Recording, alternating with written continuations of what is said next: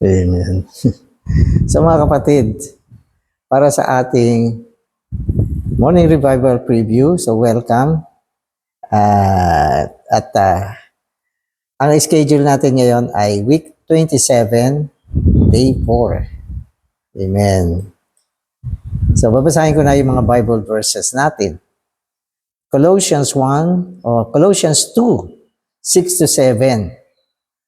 As therefore you have received the Christ, Jesus the Lord, walk in Him, having been rooted and being built up in Him, and being established in the faith, even as you were taught, abounding in thanksgiving.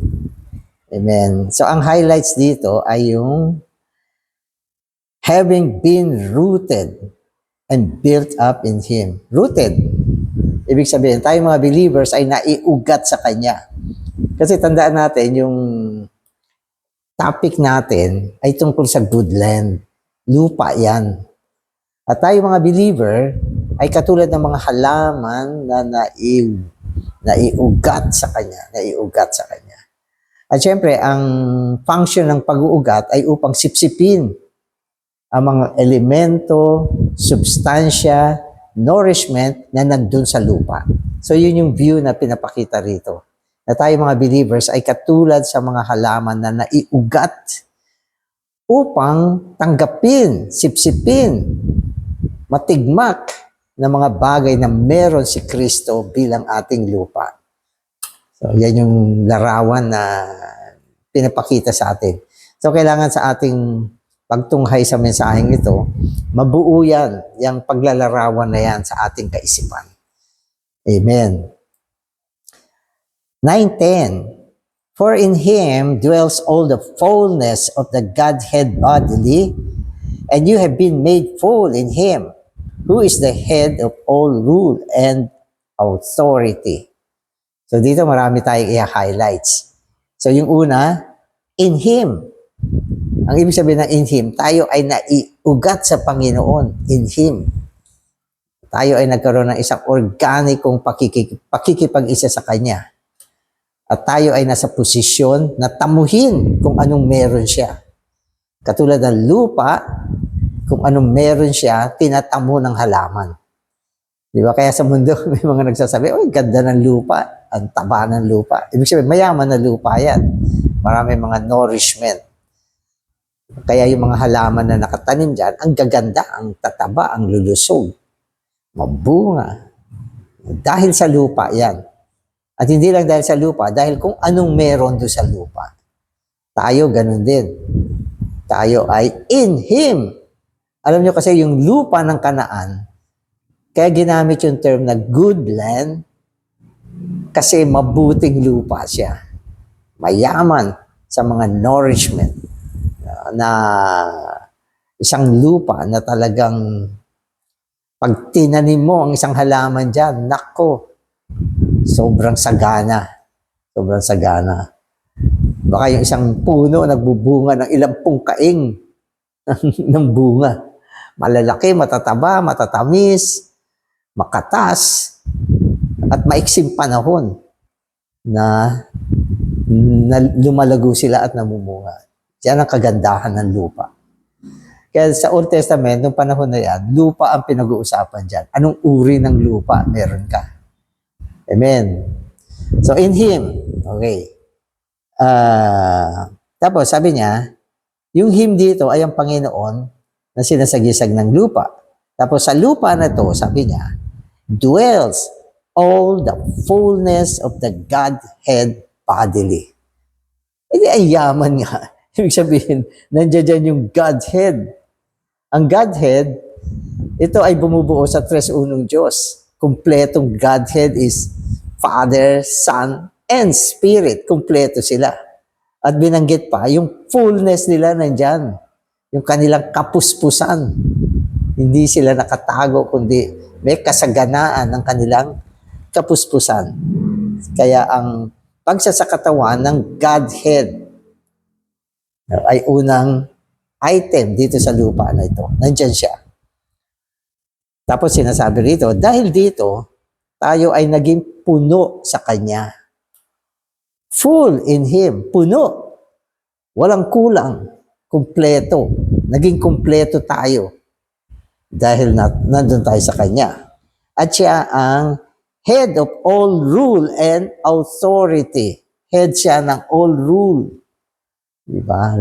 Lahat ng rule, anumang klaseng rule yan.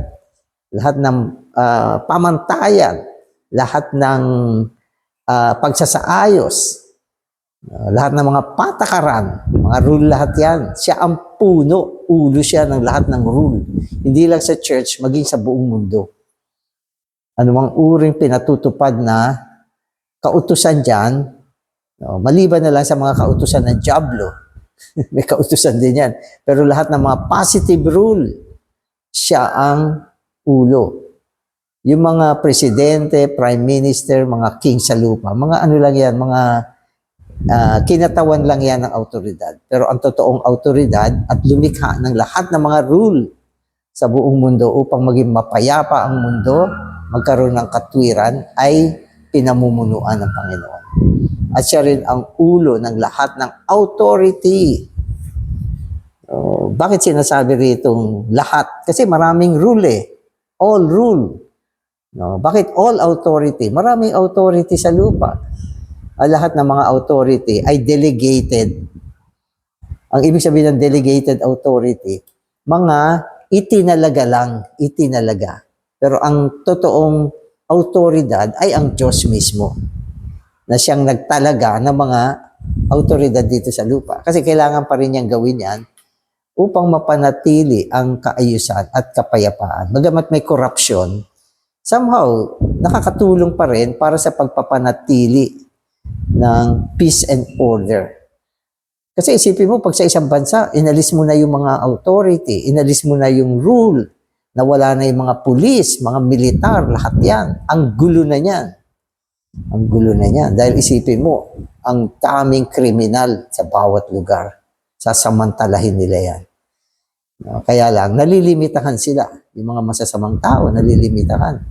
Kasi merong rule and authority na pinapatupad sa panahon na ito sa lupa.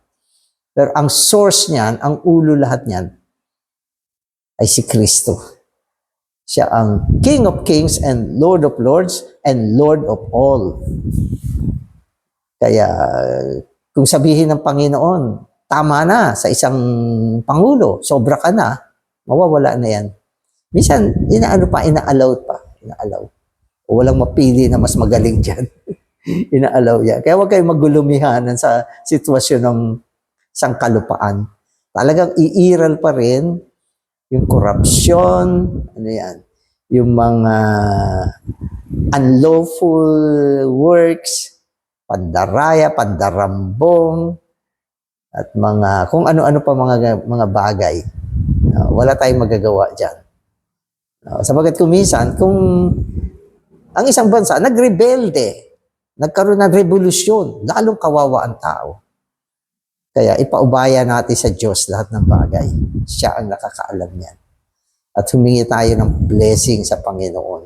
Kasi siya ang ulo ng lahat ng rule and authority. Amen. Kaya huwag kayo sumali sa mga himagsikan. Lalo ang mga believer, hindi natin daan yan. Ang buong mundo ay pinamamahalaan ng isang nakaupo sa trono. Kailangan maniwala ka dyan. Amen. The sections of Colossians that includes 2:8 to 15 contain a number of important points. Many are related to Christ as the good land, as the rich, rich soil in which we have been rooted. The expression having been rooted in verse 7 implies that there is soil.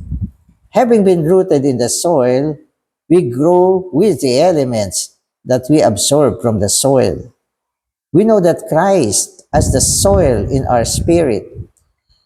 Now we must go on to see from verses 8 through 15 a description of the very soil in which we have been rooted. These verses present a full description and definition of the soil. Amen. So ito yung picture na pinapakita sa atin. Tayo ay naitanim at naiugat kay Kristo bilang ating lupa. At ang posisyon natin ay upang tamasahin, tamuhin, sipsipin kung anong meron sa lupa na ito. Anong elemento, ano ang substansya na meron siya. So ito yung burden nito message na ito upang ipakita sa atin ano ba yung meron dito sa lupang ito na sinasagisag ni Kristo. Ano bang meron dyan? Ano bang elemento na nandyan? Ano bang ating tinatamo na nandyan? Kailangan makita mo yan upang pahalagahan mo ang ating pagiging naiugat dyan. Kasi kung naiugat ka dyan, wala ka naman nakukuha, wala ka naman nasisipsip, di baliwala ito, itong pagkakaugat natin dyan. Pero kung makita mo ang mga mahahalagang kayamanan na meron itong lupa na ito, na nagiging bahagi natin, tandaan natin, ang bahagi natin ay yung lupa. At ang meron tayo ay kung ano ang nando sa lupa. No? At sinasabi rito, yung first item na meron siya ay yung fullness ng Godhead na naisakatawan kay Kristo. Kasi si Kristo mismo, okay, siya ay bahagi ng tres unong Diyos. At ang tres unong Diyos ay Ama, Anak, at Espiritu. So yun yung sinasabi sa atin. Ngayon, sinasabi rin ng Biblia na ang buong pagkaulo, ang buong pagkaulo ay naisakatawan sa Kanya, nananahan sa Kanya. Ibig sabihin, kompleto siya.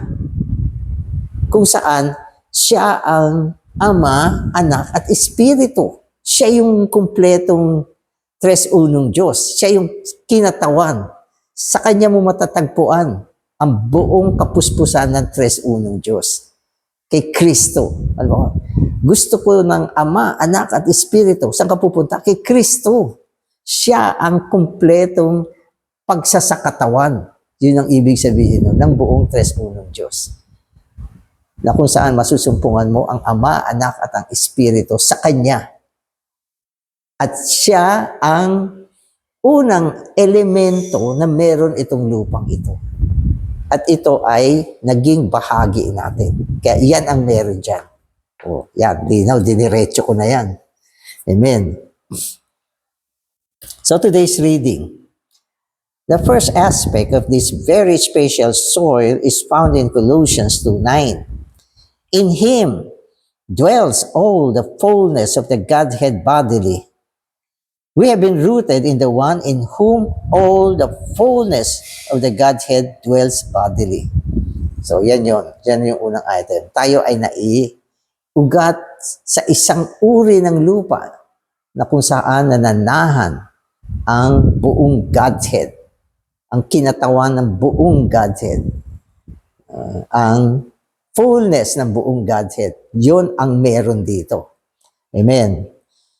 We should not allow anything to carry us away from such a soil. To be carried away from this soil is to be uprooted from it. The believers had been rooted in Christ as the good land, as the one in whom all the fullness of the Godhead dwells. Instead of allowing anyone to carry us away from this soil, we must stay rooted in it. So meron ditong warning na dapat wag tayong mai-uproot, mabunot mula sa lupang ito.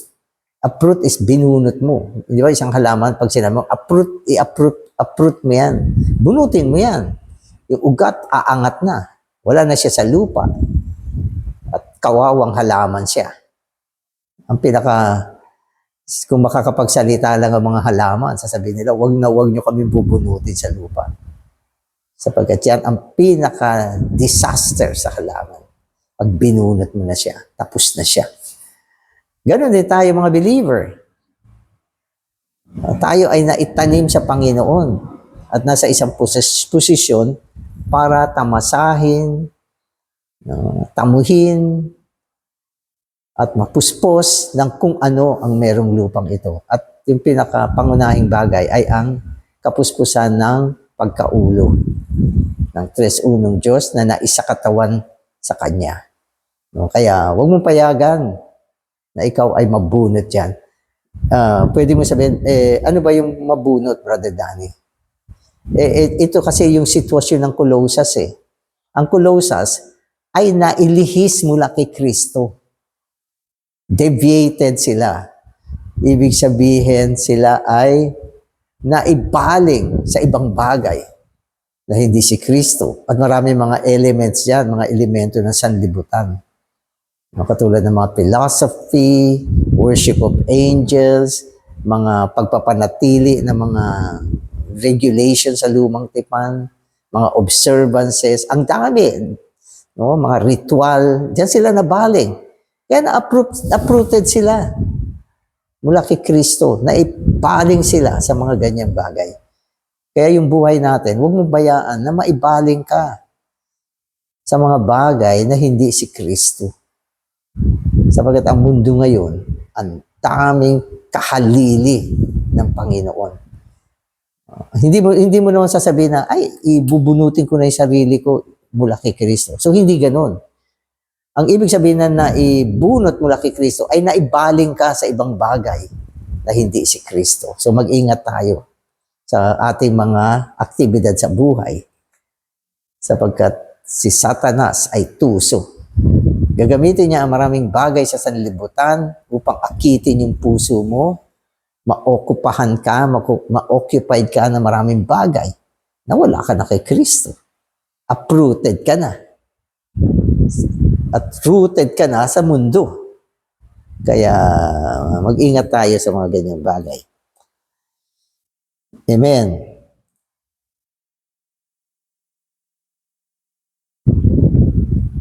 Amen. In verse 10, we see more concerning the substance of Christ as the soil. One aspect of the soil is that the fullness of the Godhead. Another aspect is that Christ is the head of all rule and authority. So, dalawa ang present sa atin dito na mga mayayamang substance na meron dito sa soil na to na walang iba kundi si Kristo. So, yung una, siya yung fullness of the Godhead. So, yun yung unang substance na meron. Brother, ano ba meron dyan? Fullness of the Godhead. Ang unang meron. Huwag niyong kalimutan yan. Yan ang meron tayo. Pangalawa, siya yung head of all rule and authority. So, dalawa ang binanggit dito. Ibig sabihin, ang dakila ng meron tayo. Sabi mo, ito ay portion natin. Portion niya natin eh. Ibig sabihin, hindi lang siya kaalaman, kundi portion mo siya. Kaya ginamit yung mga salitang share. Ang share ay bahagi. Meron kang share. Alam mo, meron isang malaking business. Ikaw ay stockholder. May share ka sa company. Kung anong meron dyan na kinita, meron ka niyan. At tayo ay itinanim sa lupang ito, meron tayong share kung ano yung meron dun sa lupa. Ang una ay fullness of the Godhead. Second ay head of all rule and authority. So, binanggit ko yan kanina. Amen. In Christ, as the good land, we have a number of different elements. The first element is all the fullness of the Godhead, and the second is the head of all rule and authority. So, yan yung inulit lang sa atin. When we are rooted in Christ as the soil, the first thing to take place is that we are made full in Him. The Greek word for made full implies completion, perfection, satisfaction, and full accomplishment. In Christ as the soil, we are filled, completed, perfected, satisfied, and thoroughly supplied. So yan yung effect naman sa atin. So ano meron tayo? Fullness of the Godhead. And He is the head of all rule and authority. Anong dating nito sa atin? So sinasabi sa atin dito, dahil dito, we are made full. Ginawa tayo mga puno. Full is puno. Kung minsan kung nagpaparefill ka, sabi mo, puno Ibig sabihin, wala na space, puno na talaga. Hindi lang puno, overflow pa. Kaya dahil dito, tayo ay mga puno sa Kanya. Full in Him. Tapos yung full in Him, sa Greek, ang ibig sabihin nito, for made full implies una, completion. Kompleto ka na. Sabi mo, brother, may kulang ka ba? Wala, brother. Kompleto na ako. Kompleto. Wala kulang. Lahat ng kailangan mo, binigay na. Kasi made full. Pangalawa, perfection. Perfection. Ibig sabihin, kasakdalan. Ang perfection is kasakdalan. Tama ba ako? Tama yan. Amen. Ang ibig sabihin naman ng kasakdalan, ito ay isang bagay na kailangan natin para maka-function, makapag-serve. Meron kang sakdal. Dapat wala kang kulang, sakdal ka. Kaya ang Panginoon ang nagpapasakdal sa atin. Amen. Ano pa? Satisfaction. Ang satisfaction ay kontento ka. Kontento.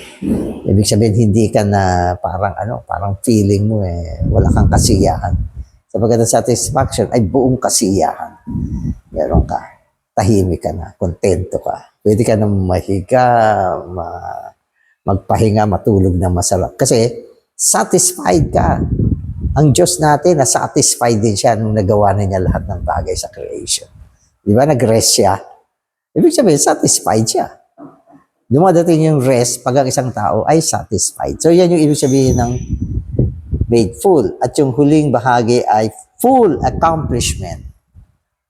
Naisagawa na ng husto ang lahat ng bagay. Sabi mo, isang item lang.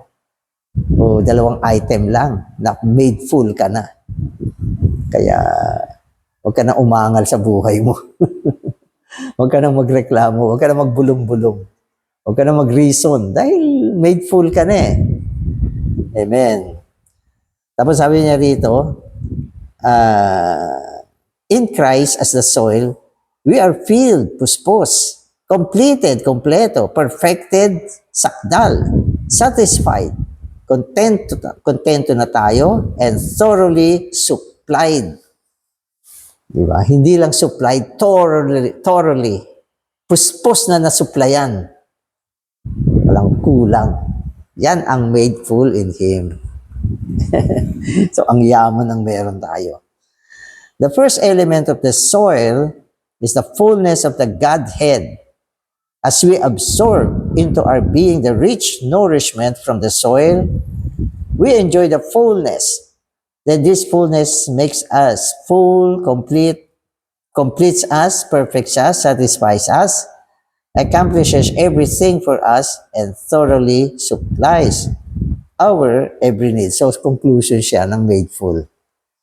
Di ba? So, sinasabi rito, dahil sa meron tayong fullness of the Godhead, ina-absorb natin ito tungo sa atin bilang ating nourishment. And we are made full in Him. No? Siya ang ating lupa. No? Kaya meron tayong fullness, kapuspusan, at mula dito sa fullness na ito, kumpleto tayo. We are made full, tayo ay ginawang puno, kumpleto, sakdal, kontento, at naisagawa lahat ng bagay sa ating buhay at naitutustos ng thorough lahat ng ating pangangailangan. Wow! Yaman ang mga salita natin ngayon. This fullness is inexhaustible. God has planted us into a rich land. The rich aspect of this land is the fullness of the Godhead, the expression of God in the old creation and in the new creation. Having been planted into such rich soil, we absorb nourishments from the soil. The first element of the riches of the soil is the fullness. In this fullness, we have been made full. Thus, we are short of nothing. Amen. Sabi niya kasi yung fullness, yun yung unang meron tayo, is inexhaustible. Inexhaustible. Hindi mo kayang ubusin ang meron ka. Inexhaustible siya. At hindi siya nagtatapos. Hindi siya limited measurement. Inexhaustible ang mga meron tayo. Unli siya. Unli. So, may tayo sa mga unli. Unli rice. Ito, unli ang ating supply. Puno ka na, meron pang ipupuno kung gusto mo. Satisfied ka na, pwede ka pang isatisfied ng higit pa dyan. Kaya, napakayaman itong lupang ito sa aspekto ng pagtatamasa. Amen. Paul wanted the Colossian believers to realize that since they have been made full in Christ, they had no need to worship angels. So, yan yung sinasabi ko kanina. Yung po-worship ka ng angel. Sabihin, hindi mo kailangan gawin yan. Christ is the head of all rule and authority, and angels are just one item of God's creation. Ano meron tayo? Head of all rule and authority. Bakit kailangan mo ng anghel? Meron tayong isa na siyang puno ng lahat ng rule at autoridad sa buong mundo. Anin mo anghel? Bakit ka sasamba sa kanila? Sila ay mga nilikari na katulad natin. Kaya isang kamangmangan ang sumamba sa mga anghel. O ito, nadidinig ng mga anghel ngayon. Hindi ako sasamba sa inyo. Kay Kristo lang ako sasamba, sa Diyos lang ako sasamba. No? Sapagkat ang mga anghel ay mga nilikha din na katulad natin. Kaya huwag tayo maibaling, no? Mula kay Kristo tungo sa mga anghel. Ang mga relihiyosong tao lumuluhod sa mga anghel. Hindi lang anghel mismo, pati rebulto ng anghel niluluhuran nila. Iniisip nila na ang mga anghel ay karapat-dapat na sambahin. Pag ginawa mo yan, maa-uproot ka. Nabunot ka mula kay Kristo tungo sa pagsamba sa mga anghel. O hindi dapat sumamba sa mga anghel na katulad ng ginagawa ng mga Colossus. Ng mga Colossians. Amen. Amen. In the fullness, we are made full, complete, and perfect. Everything necessary is accomplished, and we are supplied and satisfied. Oh, this fullness is all-inclusive. It includes righteousness, justification, holiness, sanctification, and whatever we need. Amen. So lahat na ng mga prime needs natin nandito. Diba? Katulad ng righteousness, sanctification, holiness. Ano pang kulang natin? Lahat ng ito ay mga bagay na kailangan natin upang ma-perfect tayo. Bilang mga believer at ma-constitute tayo na maging mandaraig. Kung gusto mo maging mandaraig, i-absorb mo kung anong meron sa lupa na ito upang mapayaman ang ating pang-spiritual na buhay. At sa pamamagitan niyan, tayo ay maaalagaan ng Panginoon at maging mga overcomer. Having been planted into this fullness, we should simply absorb nourishment from it. As we do, we will find that we are no lack. Amen. So mga bulag at mangmang lang ang mga tao na nagsasabing hikaos sila. Sabagat kung ikaw ay nakaugpong sa Panginoon, ikaw ay mayaman. At ang unang kailangan natin ay ang mga bagay ng pagpapala ng Panginoon na meron kay Kristo bilang ating mabuting lupa. Itong fullness, huwag mong kalimutan, sabihin mo sa sarili, meron akong fullness. In Him, I am made full. Kaya satisfied ako sa buhay ko. Amen. So last part na ako. The experiences of crucifixion and resurrection are in the fullness, praise the Lord, that we may enjoy the universal, eternal, extensive, all-inclusive fullness. This fullness dwells in Christ bodily. Since Christ is the good land in which we have been rooted, We have been rooted in this fullness.